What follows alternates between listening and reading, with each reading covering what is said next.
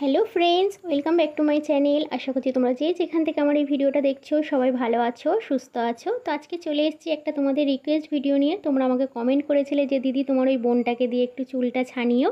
তো দেখো, এটা আমার বোন না, এটা হচ্ছে আমার ননদ, আমার পিসি শাশুড়ির মেয়ে। আমাদের ঘরের সামনেই ওর বাড়ি। তো না প্রতিদিন হচ্ছে টিউশনি পড়া থাকে বলে ও খুব একটা হচ্ছে আসতে পারে না এখন করে আর।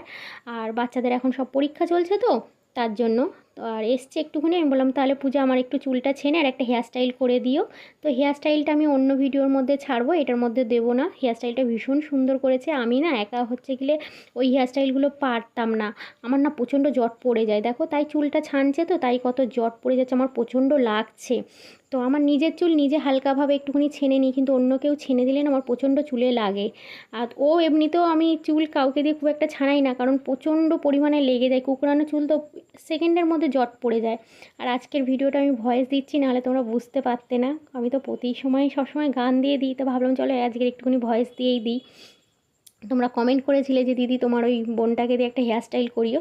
তো হেয়ার স্টাইলটা করেছে খুব সুন্দর, আমি পরের ভিডিওতে দেবো, তোমরা দেখতে পাবে। খুব সুন্দর ওপেন হেয়ার স্টাইল করে দিয়েছিল। আর তোমরা বলেছিলে যে গার্ডার দিয়ে হেয়ার স্টাইল করতে, তো সেটা আর করা হয়নি, দুজনের একটা জায়গায় যাওয়ার ছিল না, তাড়াহুড়ো করে শুধু ওই হেয়ার স্টাইলটাই হয়েছে। তো চলো তোমরা এই ভিডিওটা দেখো কেমন হয়েছে, অবশ্যই কিন্তু কমেন্ট করে জানিও। আর ভালো লাগলে অবশ্যই একটা লাইক দিয়ে আমার পাশে থেকো। টাটা।